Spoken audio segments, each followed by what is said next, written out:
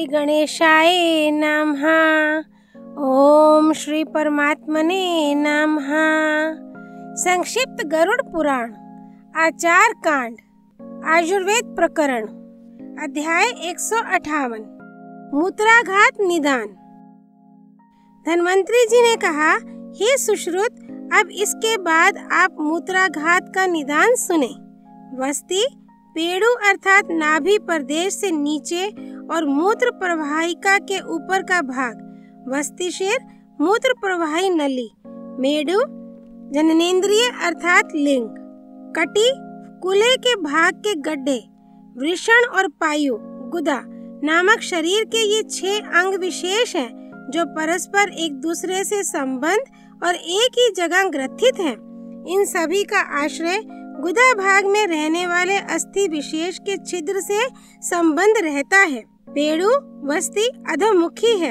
इसमें चारों ओर से सूक्ष्म शिराओं के मुख भाग से होकर रिसाव होता रहता है। इससे वस्ती मूत्र से भरी रहती है। इन्हीं शिराओं से वात पित्त आदि दोष भी वस्ती में प्रविष्ट हो जाते हैं, जिससे मूत्राशय में 20 प्रकार के रोग उत्पन्न हो जाते हैं। मर्माश्रित होने के कारण ये प्रेमादि रोग अत्यंत कष्ट साध्य हैं, अर्थात इन रोगों के होने से रोगी को मर्माहत करने वाली पीड़ा होती है। रोगी के पेड़ू वंक्षण और लिंग भाग में भी कष्ट होता है। उस कष्ट से गुप्तांगों के द्वारा होता हुआ मूत्र अल्प मात्रा में बार बार निकलता है। वातज रोग में प्राणी को मूत्र कष्ट के साथ होता है। पित्तज मूत्राघात होने पर मूत्र पीला, लाल तथा दाह से युक्त हो जाता है और उसके मूत्राशय में रुके रहने पर अत्यंत पीड़ा होती है। जब ये रोग कफज होता है तो उसके पेड़ू और लिंग में भारीपन तथा शोथ आ जाता है। मूत्र पिच्छल और रुक रुक कर होता है। रोगी पर सर्व दोष जन्य मूत्राघात होने से सभी लक्षण पाए जाते हैं। जब वायु वस्ती के मुख को आच्छादित कर कफ मूत्र और वीर्य को शुष्क कर देता है, उस समय रोगी के शरीर में अश्मरी पथरी नामक रोग उत्पन्न हो जाता है। ये रोग बड़ा भयंकर होता है। जैसे गाय का पित्त सूख कर गोरोचन बन जाता है, वैसे ही यह अश्मरी होती है। प्रायः सभी प्रकार की पथरियां कफाश्रित ही होती हैं। इस रोग का पूर्व लक्षण इस प्रकार है। इस रोग के होने में वस्ती भाग में अवरोध होता है अथवा उसके सन्निकट अन्य किसी भाग में भी हो सकता है। जिस भाग में होता है उस भाग के चारों ओर अवयवों में अत्यधिक पीड़ा होती है। वस्ती भाग में मूत्र का अवरोध तथा उसकी कृच्छ्रता बनी रहती है। रोगी के मूत्र में अजा मूत्र के समान गंध, ज्वर और अरुचि होती है। इस रोग का सामान्य लक्षण तो यह है कि रोगी के नाभि, लिंग, मणि और वस्ती के शिरोभाग में कष्ट रहता है। अश्मरी द्वारा मार्गावरोध के कारण वहाँ उस समय पर्याप्त भाग में मूत्र फैल जाता है। वह रुक रुक कर बाहर निकलता है। मूत्र निकलने पर रोगी को सुखानुभूति होती है। उस मूत्र का वर्ण गोमेद या गोमूत्र के समान झलकता रहता है। मूत्र निर्गमन में ऐसा प्रकोप हो जाने पर रक्त, मांस तथा धातु प्रवाह के मार्ग में कष्ट होता है। वातज रोग से व्यथित रोगी अपने दांतों को किटकिटाता हुआ कांपता है। मूत्र से भरे हुए नाभि से नीचे स्थित वस्ती भाग को पकड़कर दबाता हुआ वह कराह उठता है। अपान वायु के सहित मल पिंड उसके गुहा भाग से निकलता है और बूंद बूंद करके मूत्र टपका करता है। वातज दोष के कारण शरीर में उत्पन्न हुई अश्मरी रोग का वर्ण श्याम है। उसमें रुक्षता रहती है। देखने में वह कांटों से बिंधी हुई सी प्रतीत होती है। पित्तज दोष के कारण उत्पन्न इस अश्मरी रोग में वस्ती भाग जलने लगता है। उसमें ऐसा प्रतीत होता है जैसे अंदर ही अंदर कुछ पक रहा हो। इस पित्त दोष जन्य अश्मरी का स्वरूप भलातक भिलावे के बीज के समान होता है। इसका वर्ण लाल, पीला अथवा काला होता है। कफ जन्य अश्मरी होने से वस्ती भाग में पीड़ा होती है। उस स्थान में भारीपन तथा शीतलता का अनुभव होता है। इस रोग में उत्पन्न हुई अश्मरी आकार में बड़ी, चिकनी, मधु, शहद अथवा श्वेत वर्णा होती है। ये तीनों अश्मरी प्रायः बालकों में हुआ करती हैं। आश्रय, मृदुता और उपचय की अल्पता के कारण बालकों की अश्मरी ग्रहण करके सुख पूर्वक निकाली जा सकती है। शुक्र के वेग को रोकने से प्राणी के शरीर में शुक्राश्मरी नामक भयंकर रोग की उत्पत्ति होती है।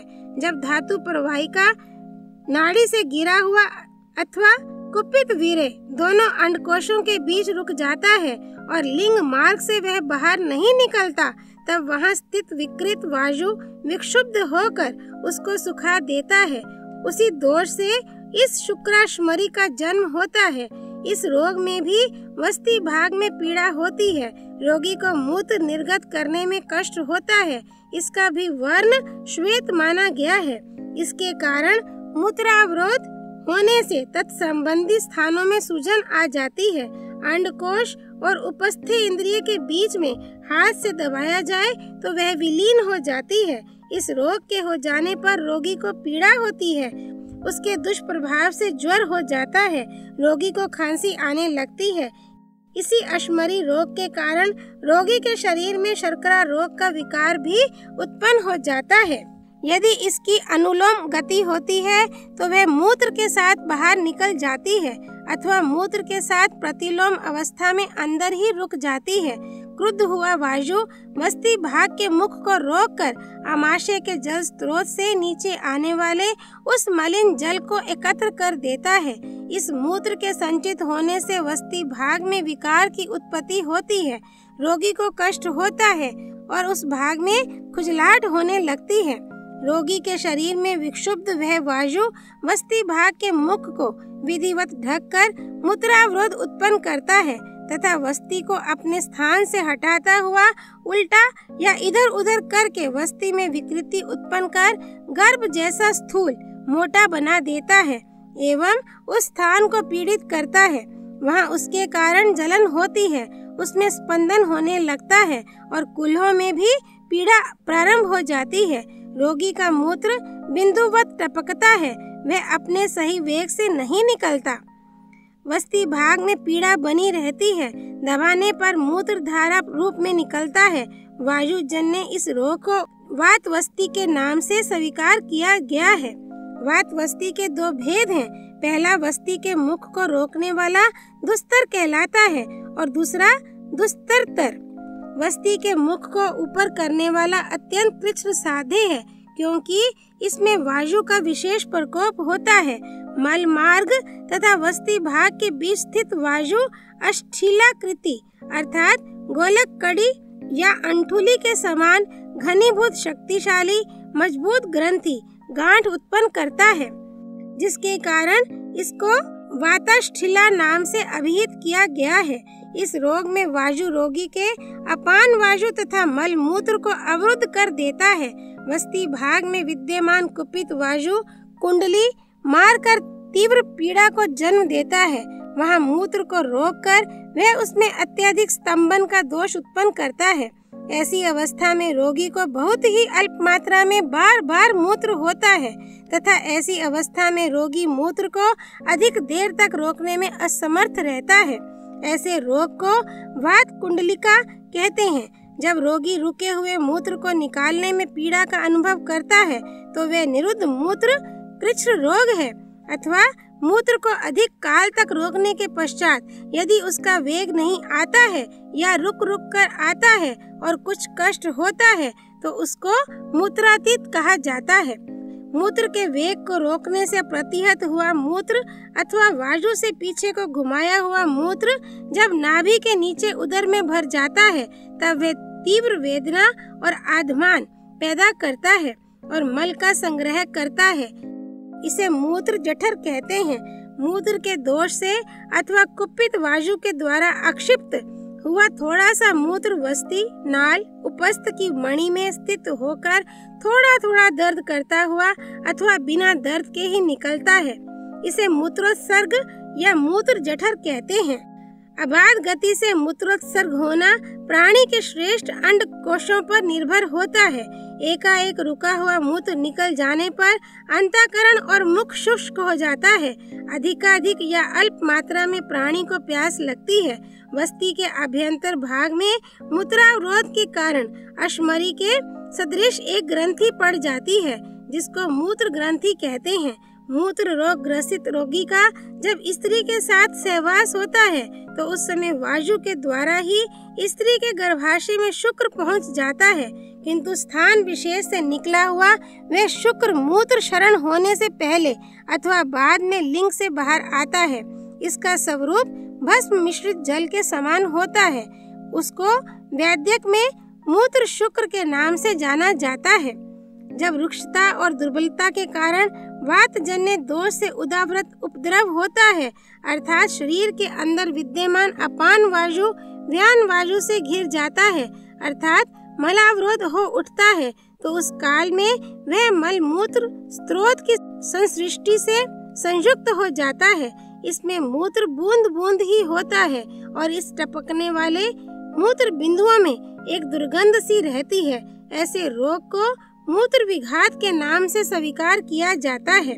पित्त, व्यायाम, तीक्ष्ण और अम्लाहार तथा आधमान, पेट फूलने अथवा अन्य विकृतियों के द्वारा शरीर के आभ्यंतरिक भाग में बढ़ा हुआ पित्त वायु विकार वस्ती भाग में दाह उत्पन्न कर देता है, जिसके कारण रक्त युक्त मूत्र निकलता है अथवा उष्ण रक्त ही उसकी मूत्र प्रवाहिका से बार बार कष्ट पूर्वक गिरता है। इस प्रकार के कष्ट को उत्पन्न करने के कारण लोगों ने उस रोग को उष्णवात की संज्ञा दी है।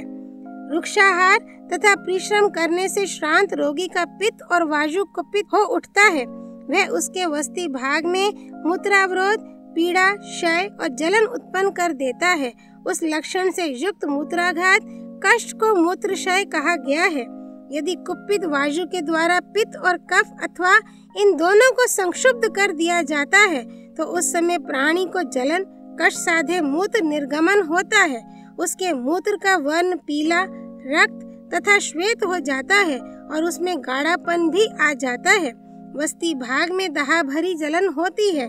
जो मूत्र निकलता है उसका वर्ण सूखे गोरोचन तथा शंख चूर्ण के समान होता है। इस रोग को कृच्छ्री मूत्र साध कहते हैं। इस प्रकार विस्तार पूर्वक मूत्र में होने वाले रोगों को भी मैंने बता दिया है। अध्याय 158 संपूर्ण। त्वमेव माता च पिता त्वमेव, त्वमेव बन्धुश्च सखा त्वमेव, त्वमेव विद्या द्रविणं त्वमेव, त्वमेव सर्वं मम देव देव। श्री विष्णु नारायण भगवान की जय। श्री विष्णु अवतार धन्वंतरी भगवान की जय।